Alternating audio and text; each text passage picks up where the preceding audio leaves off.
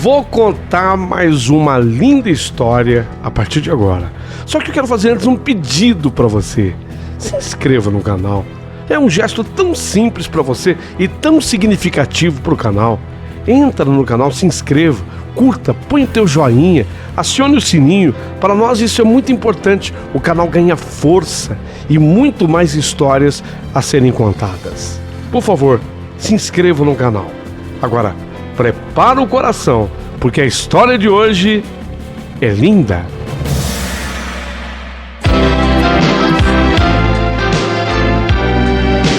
Rádio Emoção. Paulinho Boa Pessoa. A verdade de cada um.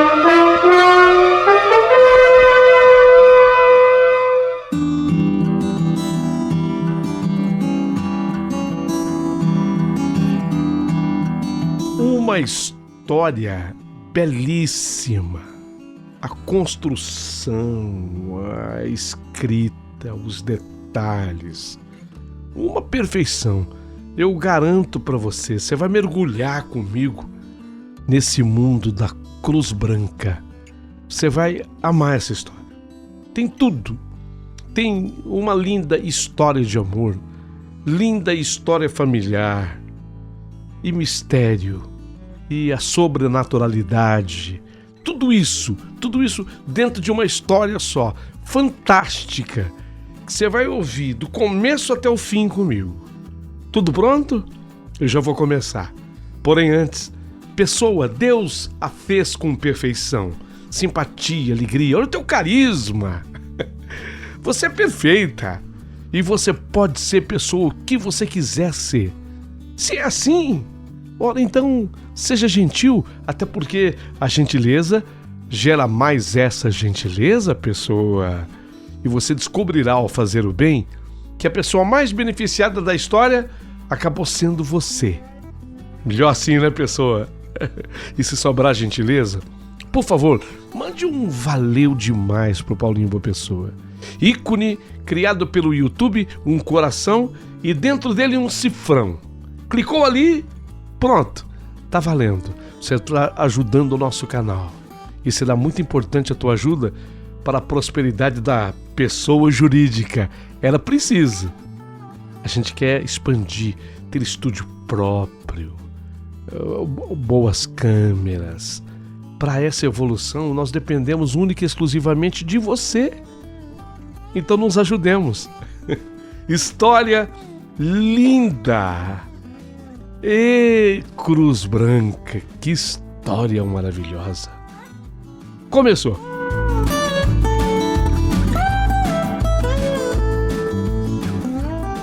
Meu querido amigo Paulinho Boa Pessoa, meu nome é Sandra e eu lhe escrevo essa história contando todos os detalhes da minha vida. E eu sou uma mulher extremamente detalhista. Então vocês não vão perder absolutamente nada. E eu quero começar a minha narrativa com uma frase de Machado de Assis que eu acho tão verdadeira. Grande Machado de Assis um dia escreveu: não precisa correr tanto. O que tiver de ser seu, as mãos lhe há de ir. Vou repetir. Não precisa correr tanto. O que tiver de ser seu, as mãos lhe há de ir. Naquele dia, eu e o meu pai tínhamos um compromisso. Eu era uma mocinha, uma menina mocinha, uma menina moça, pronto, de 13 anos de idade. Como eu já dissera, meu nome é Sandra e eu adorava fazer trança no meu cabelo. Meu pai, seu Minervino, adorava minha companhia, dizia que eu conversava bem e ele amava prosear, mas eu. Meu pai, nesse tempo, ele era vendedor de livros e ele escolheu as fazendas para fazer suas vendas. Especialmente, ele vendia coleções de livros, as maravilhosas enciclopédias como Barça, lançada em 1964, foi a primeira enciclopédia feita especialmente para o Brasil. Para o Brasil. A Barça foi. Aqui um pouquinho de história para vocês. Larousse Cultural, a enciclopédia Disney, a Conhecer, que era belíssima, a Ciência Ilustrada era outra, e tinha uma outra que chamava Como Funciona. Você lia e descobria como funcionava tudo. Nossa, muito interessante todas as enciclopédias. Nem se imaginava um dia que fosse existir uma ferramenta como o Google. Quem é que sonhava com isso? Eu era louca para ter uma enciclopédia Barça. Mas meu pai me prometia, se ele tivesse bons lucros, naquele Natal, nós estávamos em setembro, naquele Natal ele me daria uma Barça. E eu vivia nessa grande expectativa. Naquele dia, meu pai levava consigo apenas a caderneta onde ele tinha anotado os nomes e a data para recebimento das prestações. Também não existia na época boleto, não. Ele era o responsável por vender e depois fazer os recebimentos e anotava tudo na caderneta dele. Rumávamos de ônibus para um lugar chamado Pindorama. Pindorama? E meu pai me explicava, todo entusiasmado, ter ele lido num dos livros que vendia que Pindorama quereria significar Terra das Palmeiras, ou mais objetivamente, Lugar das Palmeiras. E dizia papai que teria sido justamente este o primeiro nome que os índios da fala tupi teriam dado ao nosso Brasil. Então o Brasil não era Brasil para os índios, era Pindorama, Gran Pindorama. Gran Pindorama. Olha que conversar com um vendedor de livros também é cultura. Tudo ia bem, quando o motor do ônibus em que estávamos ferveu. O coletivo parou. Nem para frente e nem para trás.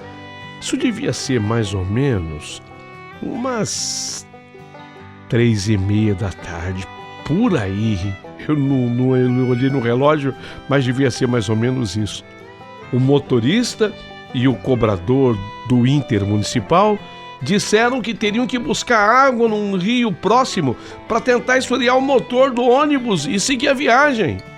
Meu pai ficou irrequieto porque ele tinha marcado o dia de receber as prestações das enciclopédias em Pindorama e ele não podia perder a viagem. Ainda bem que ele estava comigo e garramos na conversa. Conversamos, eu e papai, bastante. Nossa, cobrador e motorista demoraram uns 40 minutos. Trouxeram água do bendito rio, mas nada do motor do ônibus funcionar. Ainda tinha sol da tarde, ainda tinha sol. Agora já íamos nos aproximando mais ou menos de umas 4:30, mais ou menos por aí, sabe, caminhando para 5 da tarde, umas 4:30. Meu pai falou: minha filha, vamos acabar de chegar a pé? Daqui até lá dá mais ou menos umas 3 léguas. Eu vou informando que cada légua tem 4.000 metros. Então, 3 léguas, fazendo as contas assim, uns 12 quilômetros. 3 léguas.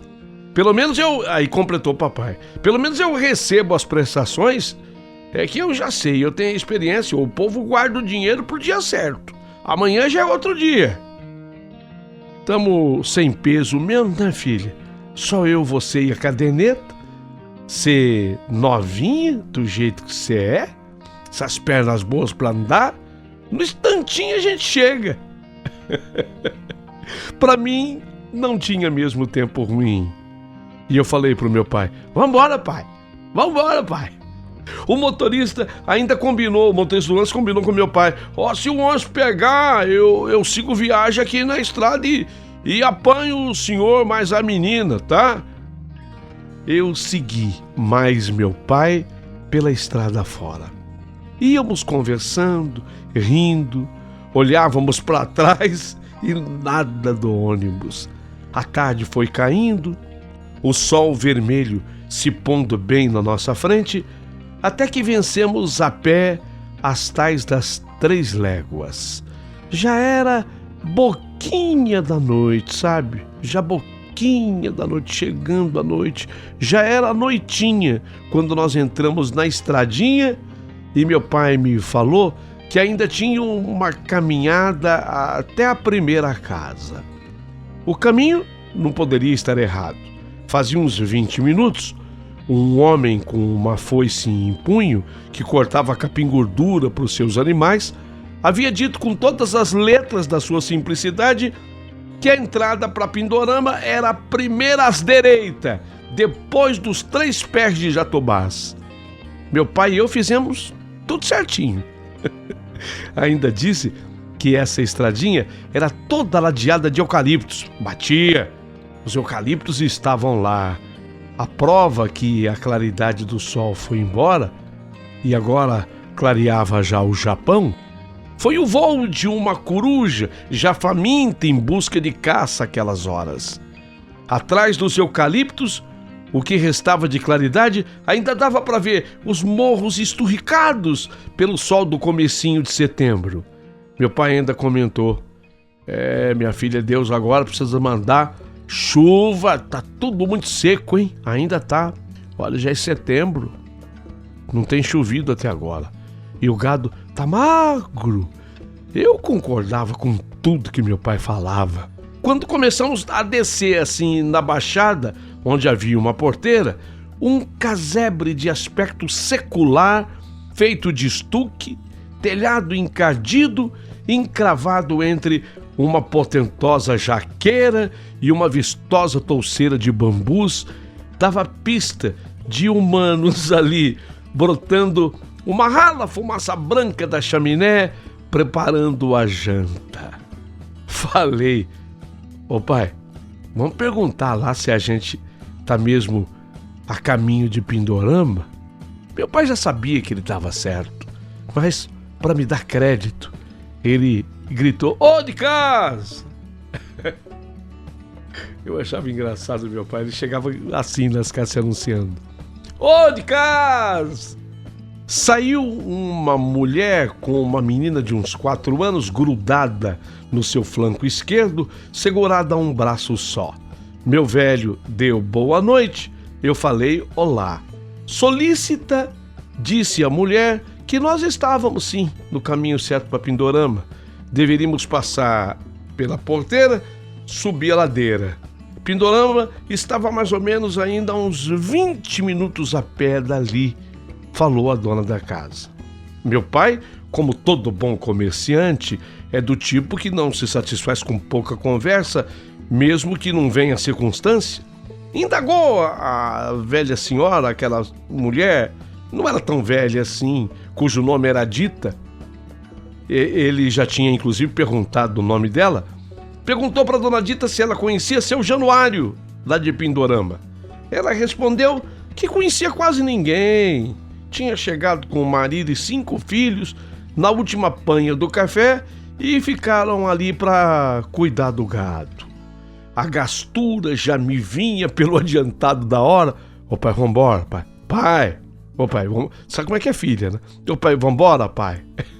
Eu queria chegar logo ao destino. Para mim, no momento representava que estávamos no fim do mundo. Até porque a ausência da luz do sol faz tudo parecer tão pequeno, dava a impressão de que logo à frente existiria uma parede que daria limites à terra. Aquela estrada de chão, aquela erma vastidão, era-me, no mínimo, um mundo estrangeiro. Tomamos o rumo indicado, já duvidando que chegaríamos a tempo do meu pai receber. Meu pai coçava assim a cabeça. Sei lá, será que eu recebo ainda hoje? Meu pai estava certo. Chegamos à casa do seu Januário. Esse, seu Januário, era velho conhecido do papai.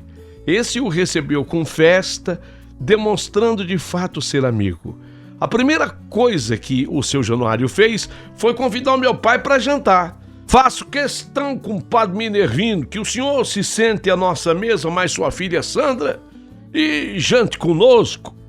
Lembro ainda da vistosa salada verdinha de alface e pepino cortado todo em rodelas.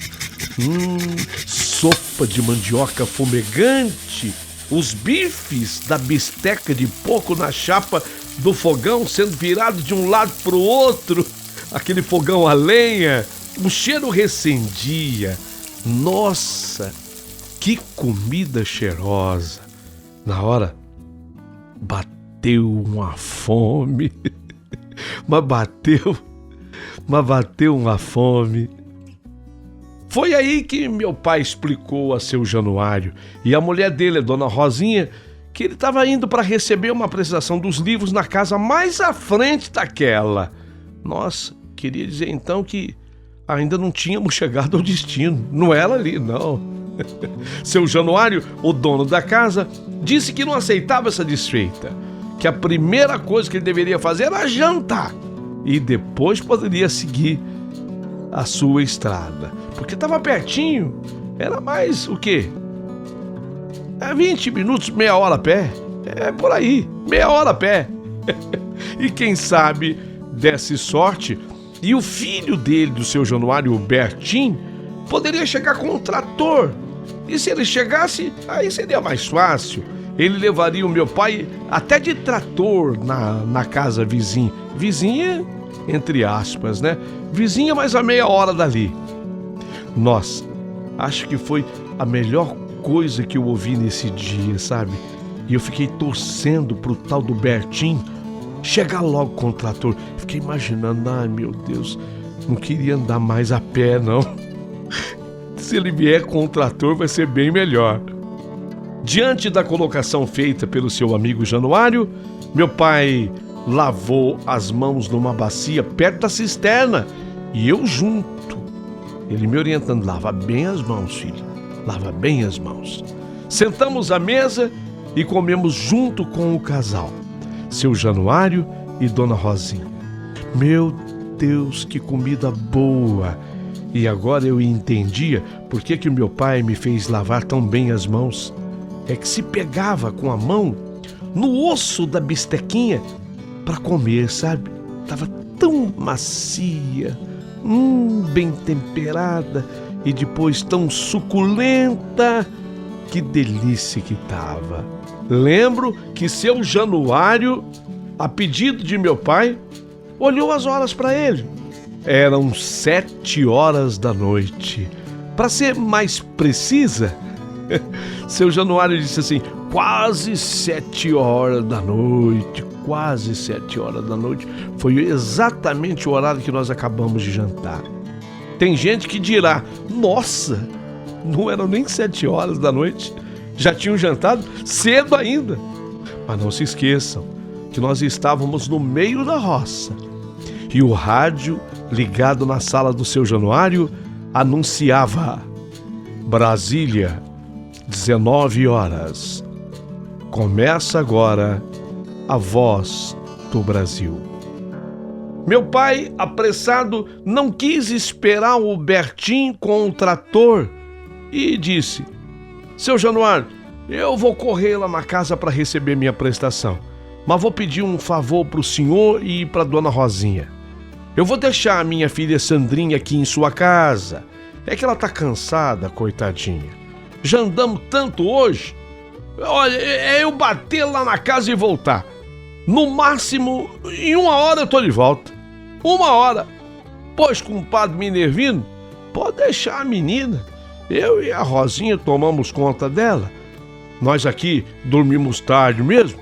Só lá pras 9, 9:30 da noite. Eu sei que tem gente rindo agora. Para eles era dormir tarde. Dormimos tarde mesmo, só pelas 9, 9:30 da noite. Nós vamos ouvir ainda no rádio a nossa novela, que a gente não perde um dia, né, Rosinha? É verdade, Januário. Jerônimo, o herói do sertão. Nós não perde um capítulo, né, Rosinha? Verdade, Januário. É verdade, senhor Minervino. O senhor não escuta, não? Não, eu ainda não escutei, dissera o meu pai. Nossa, eu fiquei triste porque eu queria ir mais o meu pai. Eu não queria ficar sozinha, né? Na casa de pessoas estranhas, porque o seu Januário, ele poderia ser conhecido do meu pai.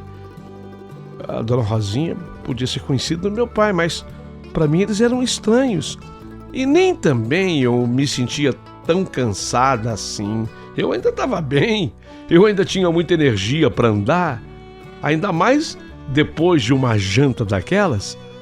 Mas meu pai, com pena de mim, insistiu para eu ficar.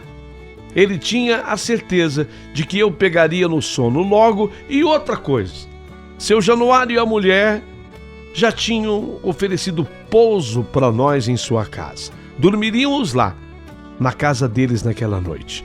Mas antes do meu pai partir, eu fiquei muito atenta às explicações que o seu Januário passou para o meu pai, enquanto que o rádio permanecia ligado na Voz do Brasil. Olha, compadre Minervino, o senhor sabe a casa onde é, né? Onde é que fica, né? O senhor faz assim, só segue aqui pela estradinha, daqui lá é pertinho, é metade da metade de uma légua, é metade da metade de uma légua. Aí passou a ponte de madeira, o senhor já vai avistar do lado esquerdo a Cruz Branca. O senhor olhando assim pro lado esquerdo, o senhor vai ver a Cruz Branca. Inclusive eu dei uma pintura boa nela. Eu fiz a pintura com tinta a óleo branca. Ficou bonita, para brilhar mais, né? Ela chega a reluzir com a luz, quando bate a luz. Pinteira de branco, tinta a óleo. Então, o senhor chegou ali na Cruz Branca, o senhor entra ali à esquerda e logo vê a casa. Tá encostadinha, a casa tá pertinho, tá encostadinha. Puxa, pena que o Bertinho, meu filho, não chegou ainda com o trator, senão num tirinho de espingarda ele levava o senhor lá e voltava. Meu pai agradeceu as explicações dadas, disse tchau para mim, dando um sorriso, e saiu. Eu fiquei com aquele olho comprido de vontade com ele, mas acabei me conformando e ficando com o senhor Januário e a dona Rosinha. Eles me pediram para eu sentar ali na mesa, perto do rádio. O rádio era grande, imenso, uma caixa de madeira sonora, que era a coisa mais linda, com aqueles botões e uma luz que vinha de dentro do rádio. Ficava imaginando que aparelho misterioso é o rádio, né? Que aparelho misterioso é o rádio. Eles pediram para me sentar ali, perto do radião, que tinha um som bonito. E eu vi que eles se animaram quando acabou a Voz do Brasil. Aí o seu Januário falou para dona Rosinha: vai começar, Rosinha! Ô, Rosinha, vai começar! Gritou o seu Januário para ela. Ela estava na cozinha nessa hora. Ela voltou, enxugando as mãos e correndo para a sala, e se sentou também na mesa, ali, junto ao rádio. Quando o locutor da Rádio Nacional anunciou: começa agora mais um capítulo da novela Jerônimo, o Herói do Sertão. E como é maravilhoso o rádio! Nossa, como o rádio é espetacular, é maravilhoso. De repente, tudo ganha vida dentro daquela caixa de madeira. Os personagens da novela pareciam desfilar por aquela sala. Nunca mais os esqueci. Nenhum personagem. Jerônimo era o herói. Aninha, a namorada do Jerônimo, Aninha. O moleque Saci era um ajudante deles. O moleque Saci. Saturnino Bragança, Antônio Caveira, Alonso. É porque uma novela se faz com gente boa e com gente ruim, né, Antônio Caveira? A Dona Efigênia, Suzana e Ana Beatriz. Nossa, quanta coisa aconteceu naquele capítulo, de tudo. Até tiro do jagunço pra cima de Jerônimo teve. Jerônimo naquele capítulo acabou ferido. E Aninha, a namorada dele, chorava com medo do seu amado morrer. E o moleque Saci que os ajudava, era gente boa o moleque Saci. Ele saiu a cavalo dizendo que ele ia buscar ajuda médica. Eu fiquei impressionado com tudo. E terminou o capítulo com o locutor da Rádio Nacional perguntando: chegará a tempo a ajuda médica para salvar a vida do nosso herói Jerônimo? Não percam, amanhã, mais um capítulo de Jerônimo, o herói do sertão.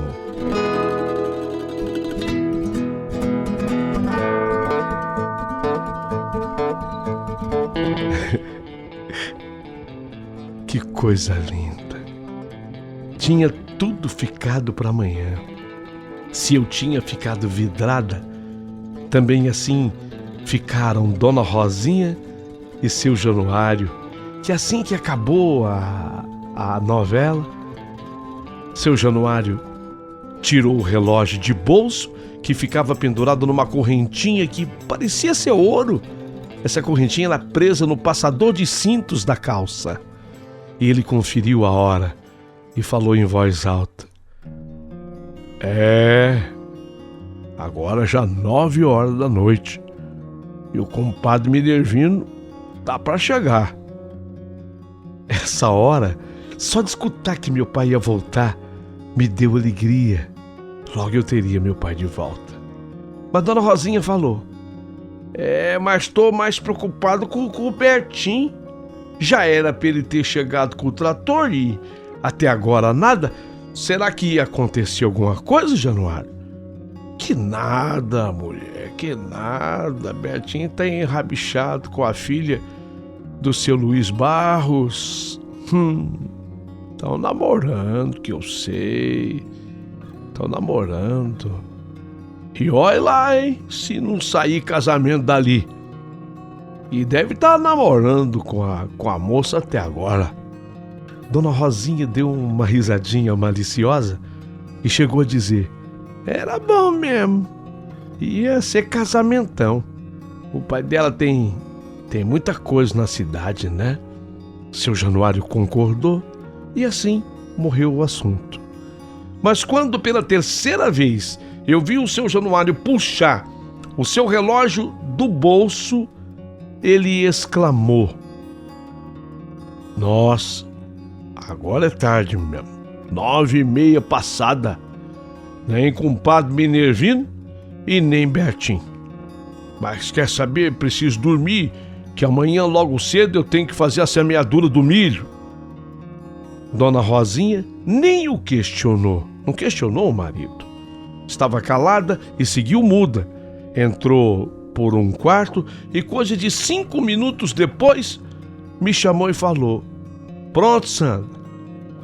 Sua cama mais de seu pai tá pronta, já tá arrumada. Você venha se deitar, que o teu pai deve estar para chegar. Não era aquele o meu plano, sabe? Eu não queria deitar numa casa estranha e sem o meu pai. Eu tinha tão somente 13 anos. Eu tinha medo, mas fazer o quê?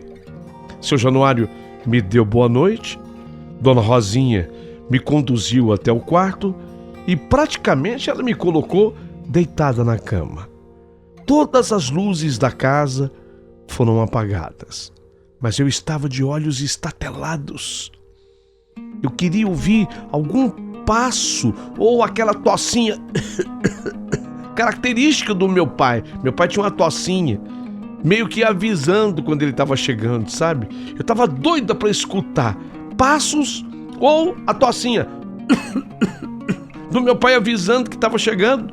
Queria que ele chegasse logo. Eu estava com medo, muito medo. tudo escuro na casa.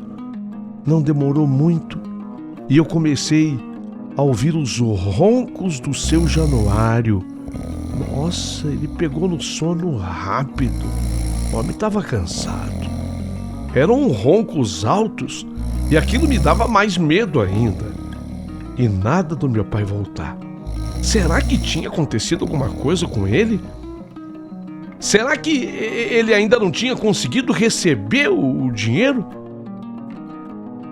Foi quando eu ouvi o barulho forte e uma luz que clareou tudo lá fora e vazou pelas frestas da janela do quarto onde eu estava. Mas logo eu identifiquei que barulho era aquele. Era do motor do trator. Era o barulho do motor do trator. Era o Bertim, o filho do seu Januário e de Dona Rosinha. Aquele que seu Januário falou que estava namorando na cidade. Pensei comigo, nossa, esse gosta de namorar até essas horas. Pensei também em pedir uma ajuda para ele, para me levar de trator até onde estava o meu pai. Mas eu nem o conhecia, eu nem sabia de quem se tratava. Eu nunca tinha olhado para a cara desse tal de Bertim. Mas eu fiquei atenta na cama. Quem sabe o seu Januário acordasse, se levantasse para falar com o filho, ou quem sabe Dona Rosinha fizesse isso. Deviam querer saber como eu estava o rapaz, mas que nada.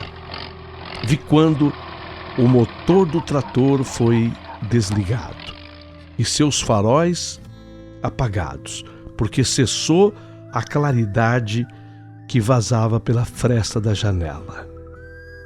Continuei acordada e atenta ao movimento da casa.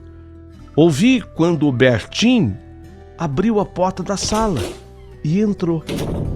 Em seguida, ele acendeu a luz e a claridade refletiu um pouco no quarto onde eu estava. Escutei quando ele foi mexer nas panelas lá na cozinha. Fiquei atenta para ver se alguém mais na casa se levantava para falar com ele. Pelo o que eu deduzia, ele estava jantando ou mexendo nas panelas, comendo alguma coisa. Foi quando me deu na cabeça de me levantar. Eu ia falar com ele. Eu estava com medo. Eu ia falar com ele. Levantei nas pontas dos pés, sem fazer alarde. Fui na direção da luz que vinha da cozinha. E quando eu cheguei na porta da cozinha, eu apontei minha cabeça e o vi. No que eu vejo o rapaz, ele estava de costas e comendo. Ele estava segurando justamente no ossinho de uma das bistecas. E eu falei, você é o Bertim? Mas ele levou um susto tão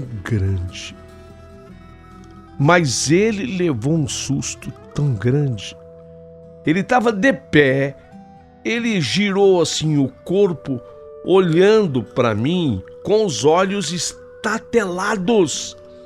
Ele tentou falar, mas eu vi quando a mão se soltou do ossinho da bisteca que caiu e em sequência ele deu um rodopio e caiu também. Caiu no chão da cozinha, desfalecido, desmaiado. E eu, desesperada, eu não sabia o que fazer. Cheguei a pensar que ele tivesse morrido, tamanho susto que ele levou. Nessa hora, eu corri até onde ele estava caído e eu comecei a chacoalhá-lo para ver se ele voltava. E eu torcia para que alguém na casa acordasse. Mas o povo para dormir pesado assim. Até que eu chacoalhando o Bertim, ele abriu os olhos. Eu pensei, graças a Deus, ele foi se recuperando. Ainda tremia quando teve condição de me perguntar quem eu era. Quem é você? Ele me perguntou, ainda assustado, quem é você? Falei o meu nome. Sandra, eu sou a Sandra, filha do seu Minervino, o vendedor de livros. Eu não sou assombração, não. Eu não sou assombração, não. Sou a Sandra. Ele deu um meio sorriso e, sem graça, falou: Perdão, eu não sabia que tinha gente em casa. Você apareceu de repente na cozinha. Eu levei um susto. Eu achei que eu estava vendo Eu interrompi. Alma do outro mundo? Eu interrompi perguntando: Alma do outro mundo? Não, mas um anjo. Um anjo, eu achei que eu estava vendo um anjo, que eu estava tendo a visão de um anjo. Você é tão bonita que parece um anjo. Foi a minha vez de ficar sem graça. E ele então se levantou. Primeiro se sentou numa cadeira ali mesmo na cozinha, mas só ficou uns segundos assim. Quando se sentiu totalmente recuperado, se colocou de pé.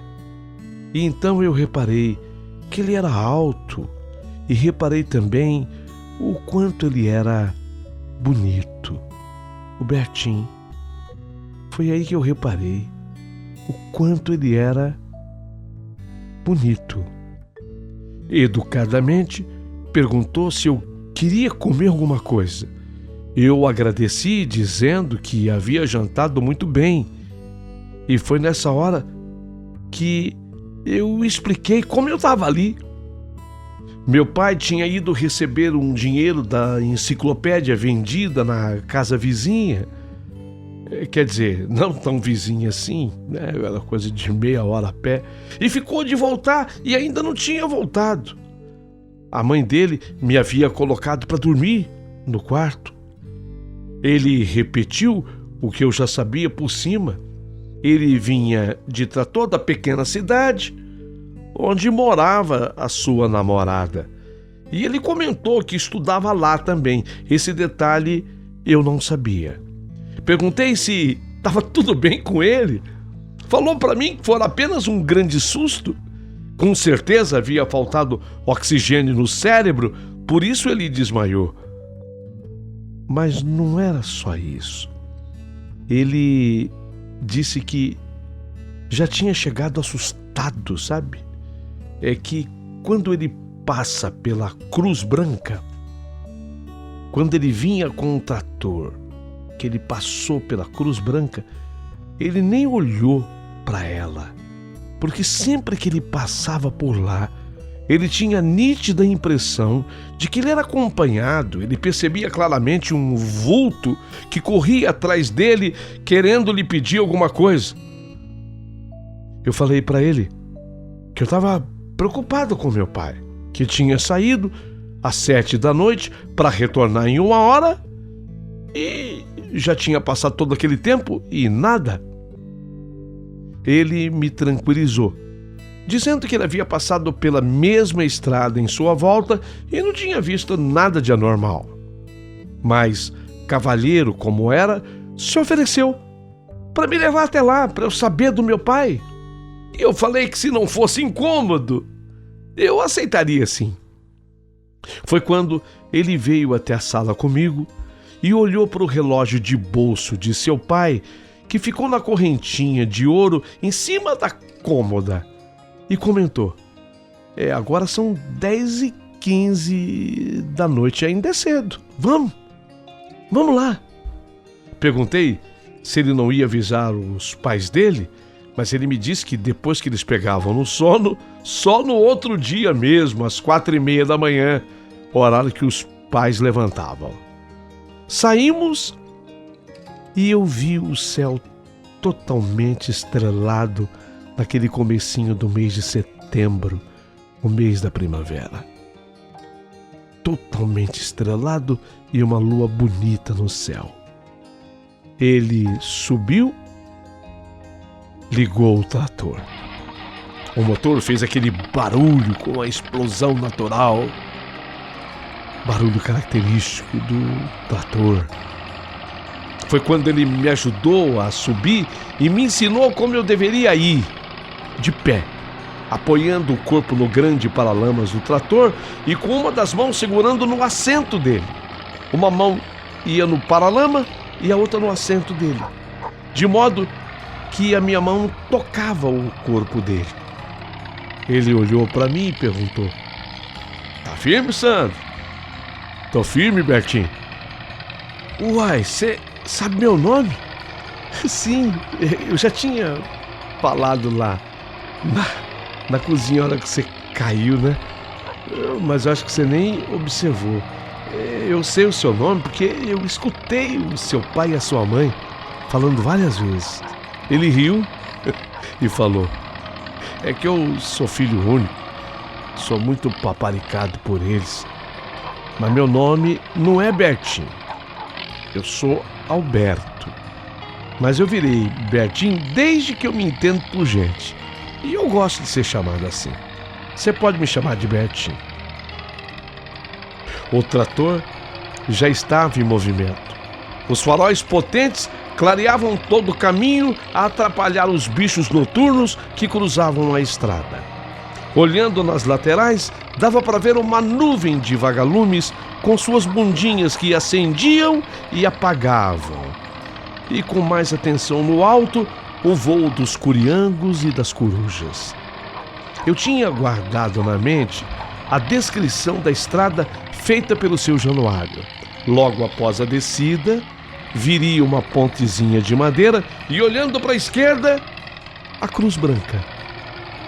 A famosa Cruz Branca. E me lembro que o seu Januário falou que ele tinha pintado com a tinta a óleo. Branca pintou com a tinta a óleo.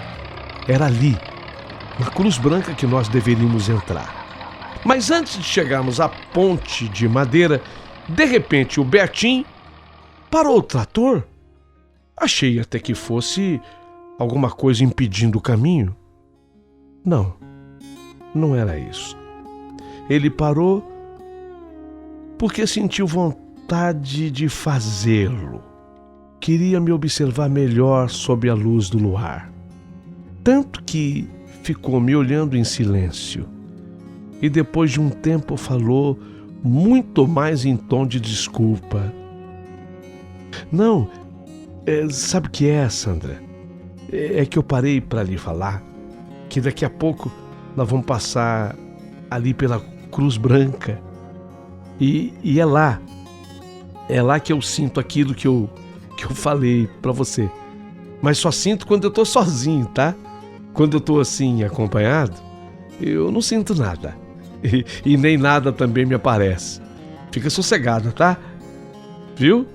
Fica sossegado." Respondi para ele que eu estava sossegada. Mas foi aí que eu entendi o real motivo da parada do Bertinho, quando ele completou: "Mas sabe o que é, Sandra? É que depois do seu pai virá conosco e eu vou ficar com vergonha de te falar. Mas então eu vou falar agora. Sandra, eu tô impressionado com a sua beleza, menina. Eu tô impressionado com a sua beleza. Você parece um anjo de tão linda. E na hora que eu desmaiei, eu acreditei piamente que eu estava tendo uma visão e falando a verdade. Eu estava achando que eu estava vendo um anjo na minha frente. Eu quis parar o trator então agora, só para lhe observar melhor. Olhar direto para você e dizer que eu estou impressionado. Estou impressionado. Nessa hora, como nossas testemunhas, eram as estrelas e a lua linda no céu. Devo ter ficado rubra. Com certeza, ele percebeu. Mas me respeitou muito. E perguntou a minha idade nessa hora. Eu quase que menti. Aumentei 1 ano, mas resolvi falar a verdade. 13. Eu tenho 13 anos, mas eu vou fazer 14 daqui a pouco. Ele ficou em silêncio e voltou a colocar o trator em movimento. Logo cruzamos a ponte e eu vi à esquerda a Cruz Branca. De fato, ela reluzia refletindo a luz dos faróis com a pintura fresca que tinha recebido. E não sei porquê, se porque ele já me havia falado tanto da Cruz Branca, eu já tinha escutado com o pai dele, com ele, mas quando eu firmei os olhos para o lado da Cruz Branca, eu nitidamente vi um menino que me olhava de lá. O menino me parecia feliz, mas eu vi com esses olhos que um dia a terra haverá de comer. Poderia ter dito para o Bertinho, mas como ele já tinha desmaiado com a minha aparição repentina lá na cozinha e já estava um tanto ou quanto assustado com a história da Cruz Branca, fiquei cismada que logo pudesse lhe acontecer o mesmo e preferi me calar. E agora ele estava dirigindo o trator. E claramente eu percebi que ele não olhou para o lado da Cruz Branca. Ele não olhou. Ele passou firme ali com o trator. Passou direto. E depois, logo após a Cruz Branca, ele foi entrando à esquerda e alguns metros pós, avistamos a casa onde deveria estar o meu pai. A viagem de trator foi breve, de uns 15 minutos, contando com uma pequena parada e tudo. Devia ser umas 10:30 da noite, mas com o barulho do trator, os cachorros, uns 4, 5, começaram todos a latir e logo a casa se abriu e meu pai saiu e quando me viu fez a maior festa. Oh, minha filha amada, ô Sandra, o pai queria ter voltado. Ô, dona Amélia, conta aqui pra minha filha o que aconteceu. E saiu a senhora atrás. A explicação era que quem estava trazendo o dinheiro para o pagamento da mensalidade da enciclopédia era a filha dela, que na verdade era a dona agora da enciclopédia, da Barça, que eu tanto sonhava e queria. Era Gilceia. E ela havia acabado de chegar da cidade àquela hora. E o meu pai achou tarde para voltar, pois sabia que na casa do seu Januário todos dormiam cedo. E Dona Amélia tinha cedido pouso para ele lá. Mas agora, com a atenção do jovem Bertim ter me levado até lá de trator, ele agradecia muito a Dona Amélia, agradecia muito a filha da Dona Amélia, a Gilceia, mas ele não podia abrir mão da carona. E assim, voltamos os 3 no trator dirigido por Bertim. Meu pai, eu e o Bertim na direção. Mas detalhe, quando nós passamos de volta pela Cruz Branca, eu fiquei tentada a olhar para trás. E não é que eu vi o menino novamente. O menino estava lá, à frente da Cruz Branca, e ele me acenou como quem me desse tchau. Não, eu não retribuí ao gesto por medo e vergonha. Eles iriam perguntar para quem que eu estava dando tchau, mas que eu vi. De volta à casa do seu Januário, dessa vez foi demais, né? Ele e a dona Rosinha acordaram, levantaram e perguntaram se estava tudo bem, e Bertim respondeu que sim. Então eles voltaram para a cama. Eu e meu pai dormiríamos juntos, na mesma cama. Mas ainda antes de eu me deitar, eu encontrei o Bertim na sala. E o Bertim ficou a me olhar de uma maneira profunda. Eu passei assim na sala no momento que ele estava ainda lá. Ele ficou me olhando de uma maneira profunda e me deu um sorriso. Eu retribuí o sorriso. Quando me deitei, que eu coloquei a cabeça no travesseiro, eu vi que eu demoraria a pegar no sono, mais do que era costume, porque eu fiquei pensando em Bertim e da forma como ele me elogiou e me olhou naquela noite, que se tornaria aquela noite inesquecível por tudo que tinha acontecido. Nunca em minha vida, até meus 13 anos, nunca em minha vida eu tinha vivido um dia tão agitado.